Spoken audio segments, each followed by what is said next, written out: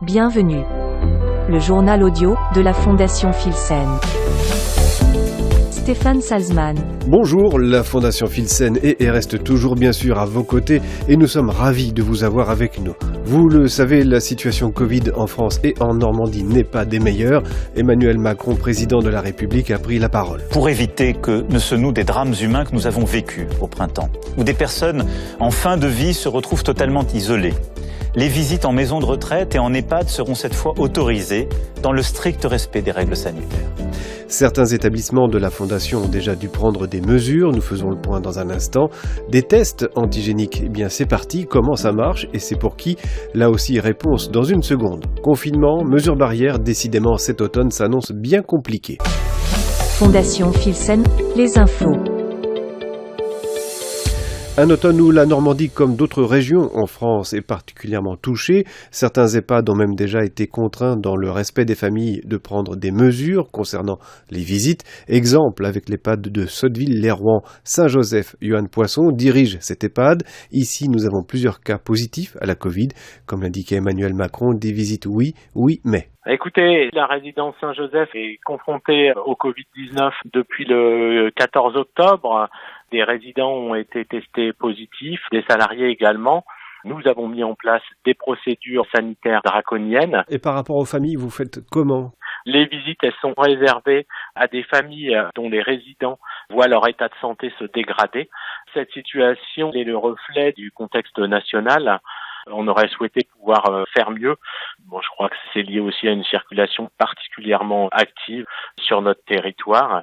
Un virus qui est très virulent, très insidieux. Pas question de se risquer à nouveau à d'éventuels glissements où le résident pourrait se laisser aller à une forme de déprime, maintenir le lien avec nos proches et s'organiser afin de poursuivre les visites reste donc essentiel et d'actualité. Les situations, vous le comprendrez, évoluent au jour le jour. Avant une visite, il est donc nécessaire de se tourner vers chaque établissement et il est indispensable de se conformer aux protocoles sanitaires qui sont mis en place par les équipes de chaque site. Il en va de la santé de tous. Fondation Filsen.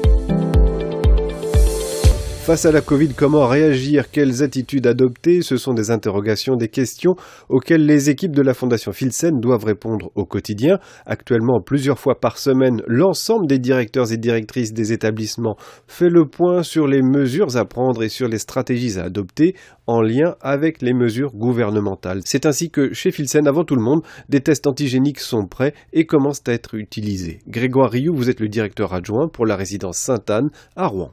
Alors c'est exactement le même écouvillon que pour le PCR. On introduit l'écouvillon dans la fosse nasale jusqu'à la paroi du fond et le résultat est immédiat puisqu'on peut l'avoir au bout d'un quart d'heure seulement, contre 24 à 48 heures actuellement pour les tests PCR. On dispose des réactifs qui permettent d'avoir le résultat sur place. Une fois qu'on a mis l'écouvillon dans le petit produit réactif, il suffit de mettre quelques gouttes de ce produit sur une petite barrette avec l'affichage d'une barre ou deux selon que le résultat est négatif ou positif. Ça fonctionne comme des tests de grossesse ou comme les autotests de dépistage du VIH. La Covid peut être totalement asymptomatique et malgré tout contagieuse. Ces dépistages antigéniques enfin autorisés sont ciblés vers les salariés des établissements pour éviter toute éventuelle contamination.